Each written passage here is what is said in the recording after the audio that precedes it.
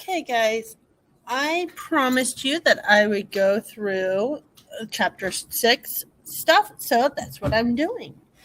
All right, so I'm going to try to do it per section this time. So I'm going to do 15, 19, 21 in this video. So label each of the following as true or false. For those that are false, correct the statement. Okay, visible light is a form of electromagnetic radiation. That is indeed true. So there's nothing to correct there. Ultraviolet light has longer wavelengths than visible light. So we need to go back to the chart to examine that. So we're looking at ultraviolet, which is here, and we're looking at visible, which is here. So we're comparing those two. I think your chart in your book is actually reversed with what's on top and what's on bottom, but the numbers are going to be the same.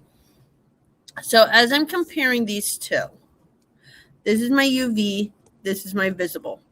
Okay, notice the wavelength is increasing to the right. So that means to the right is going to be bigger than to the left. So if I look back here, it says ultraviolet is longer.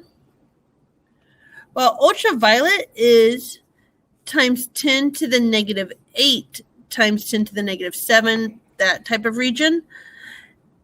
Whereas the wavelengths of the visible is actually bigger because it's times 10 to the negative 7. This is times 10 to the negative 8. So those differences will make this be false. So if I were to rewrite that, I would have to say ultraviolet has a shorter wavelength than the visible light. Again, you have to examine the table in order to show that. X-rays travel faster than microwaves. This is not true. If you look on page 214, all the electromagnetic waves travel at the same speed. So this one is false. That 2.9 or 3.0 times 10 to the 8th meters per second, the speed of light. We might remember that from last year, but C is equal to lambda nu. That 3.0 times 10 to the 8th.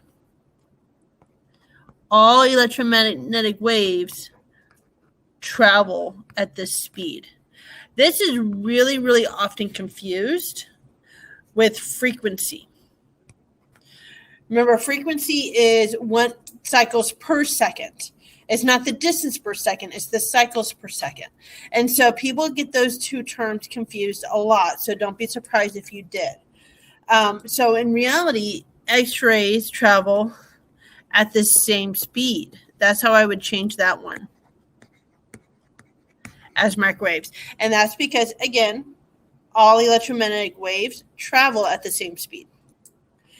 In part D, electromagnetic waves travel at the same speed as sound waves. Okay, so electromagnetic waves and sound waves are completely different. Electromagnetic waves can move through anything, including the vacuum of space, which is why we're able to have sunlight. However, sound wave moves by pushing the pushing of particles. So the particles get condensed and they spread out, they get condensed and they spread out. So if there's no particles there, the sound can't hit each other and then like move from one part to another. So they are not the same speed. Sound waves typically move slower. It's going to depend on the substance it's moving through in order to have the exact speed, but it will always move slower than electromagnetic waves. That's why you always see the lightning before you hear the lightning. All right, so that is all. So they actually travel instead of same speed, it'll be faster than the speed of sound. That's all for question 15, and we're going to move on to question 19. All right, what is the frequency of a radiation that has a wavelength of 10 micrometers? So 10 micrometers is going to be our lambda. That's our wavelength. In order to use C is equal to lambda nu, we have to get that lambda into meters. So that means I have to convert this to meters before I do anything else. So 1 times 10 to the 6 micrometers is equal to 1 meter. So 10 micrometers over 1. Then 1 times 10 to the 6 micrometers. And 1 meter on the top, so that way they can cancel out. I'm going to make my pen a little bit thinner so it's a little bit easier to control. So that gives me a total wavelength of 1 times 10 to the negative 5. And now we're in meters. So from here, I'm going to plug that into my lambda. Remember, C is equal to lambda nu. We just talked about C. C is the speed of light. C is always going to equal 3.0 times 10 to the 8th meters per second. So I'm going to plug that in for the C.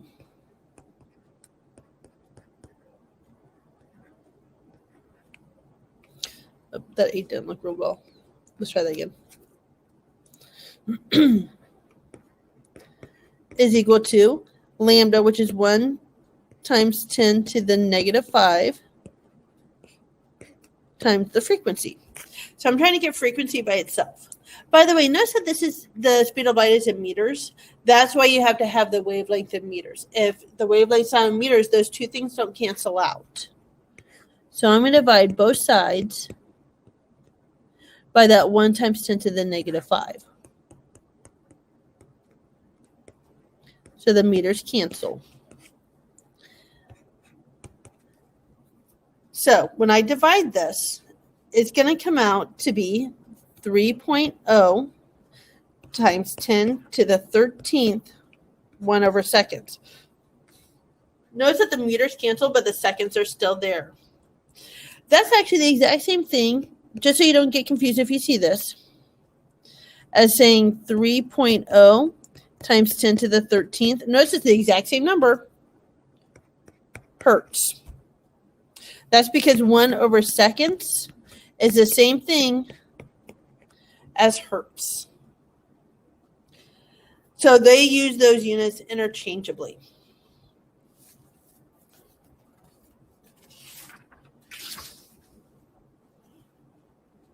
All right, so the next part of the question, what is the wavelength of a radiation that has a frequency of 5.5 times 10 to the 14th per second? Remember, per second is the same thing as hertz.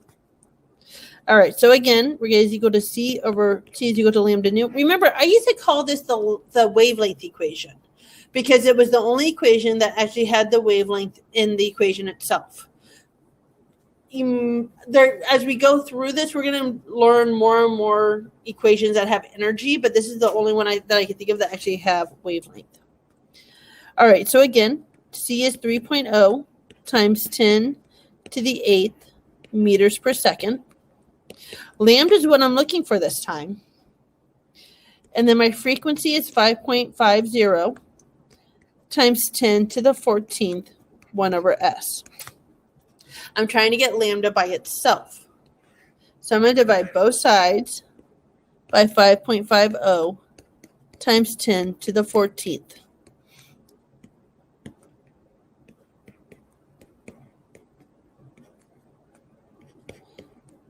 Cancel and cancel. So once I do that division, that comes out to be 5.45 times 10 to the negative 7 meters. All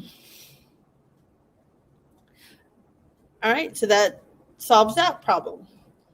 Part C is asking us to look at the chart with it.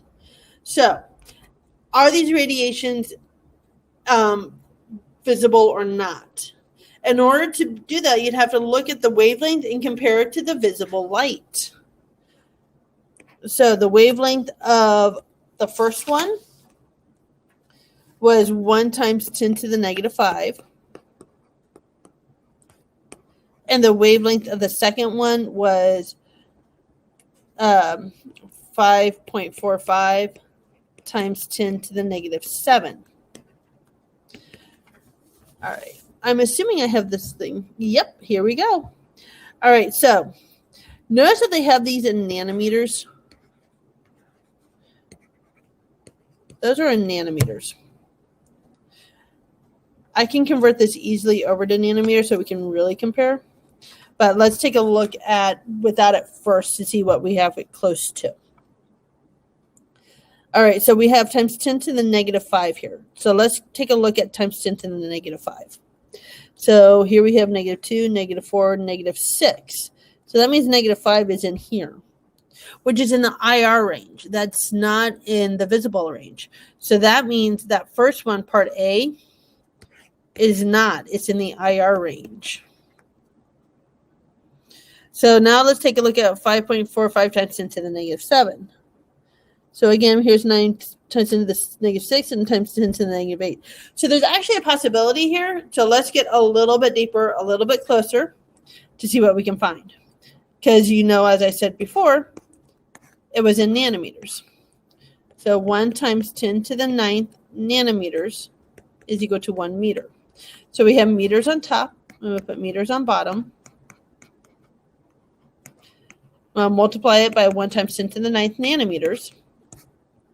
That gets us 545 nanometers. So from here, I'm going to look at my chart and look for 545. Okay, so it looks like I do have a range in here because it goes 450, 495, 570. I'm looking for 545. So it's going to be within this range, which means it's going to be green, which means it will be visible to the naked eye. To the human eye. And I believe we have one more for question 19. What distance does electromagnetic radiation travel in 50.5 seconds? Microseconds. Okay, so we haven't, this is one of those questions that they kind of intuitively want you to know. They want you to realize that the speed of light is equal to 3.0 times 10 to the 8th meters per second. So that's how many meters it'll travel in 1 second. Speed is equal to distance over time. Again, we didn't really talk about that, did we? It's really not emphasized in the book. It's one of those things that they want you to try to piece together. So this is giving it kind of a physics flair to it. So notice that this is in seconds and this is in microseconds. So that means we need to convert it. Microseconds over 1. 1 times 10 to the 6 microseconds is in 1 second. That's just the conversion factor for micro. That's 5 times 10 to the negative 5